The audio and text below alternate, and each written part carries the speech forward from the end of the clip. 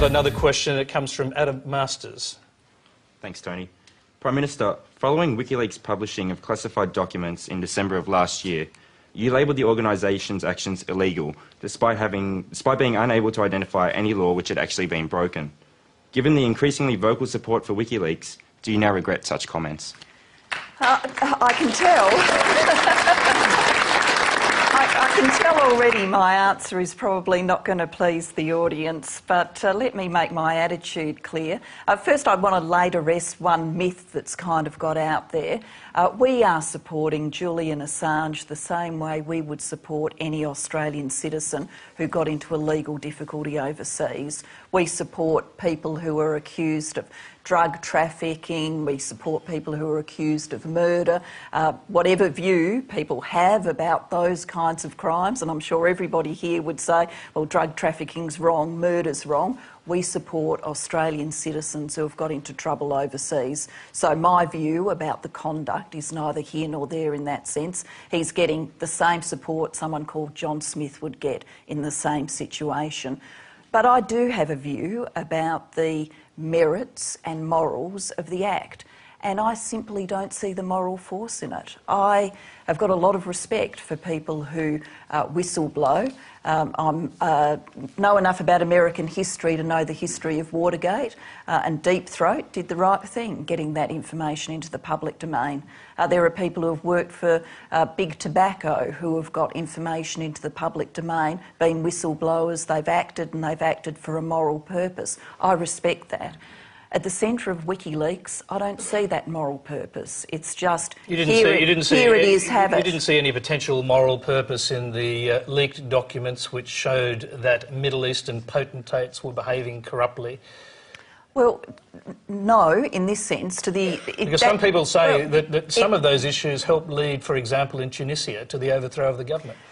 But what I'm going to really is Assange's motivations. And I think if your motivation, I can respect whistleblowing if your motivation is to right wrong. So what do you think his motivation is? His motivation, as stated, is a sort of anarchic, here it all is, just have it. And I don't have a great deal of respect for that. Now, I understand people will take different views on it, but that's the view that motivated me to make those comments. OK, you're watching Q&A. Remember, you can send web or video questions to our website. The address is on the screen. To find out how to do that, well, the next question is a video question, and it comes from Julian Assange, who's under house arrest in England. Prime Minister, you just got back from Washington. But what Australian citizens want to know is, which country do you represent? Do you represent Australians, and will you fight for Australian interests? Because it's not the first time that you or a member of your cabinet has been into a US government building and exchanged information. In fact, we have intelligence that your government has been exchanging information with foreign powers about Australian citizens working for WikiLeaks. So, Prime Minister, my question to you is this: when will you come clean about precisely what information you have supplied to foreign powers about Australian citizens working or affiliated with WikiLeaks? And if you cannot give a full and frank answer to that question, should perhaps the Australian people consider charging you with treason? You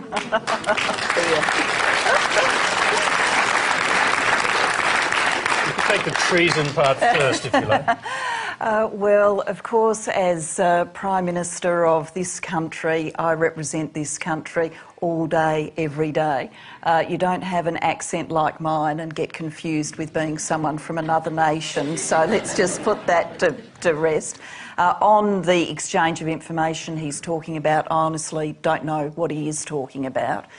So I'm afraid I can't help him with full and frank disclosures. I don't know anything about exchanging information about people who work for WikiLeaks. So it hasn't happened to your knowledge? To my knowledge, it hasn't happened. But on the more broad allegations he makes about do we exchange information about Australian citizens with foreign governments, yes we do sometimes, following up transnational crimes like people smuggling, following up transnational crimes like drug trafficking, following up transnational crimes like terrorism. Of course, what about espionage, which of course is the charge the United States would like to lay at the feet of Julian Assange? Well, Mr Assange hasn't been charged with anything relating to WikiLeaks. He's got some legal issues relating to personal conduct questions, alleged personal conduct questions in Sweden, and no one in the United States raised with me Mr Assange, no one.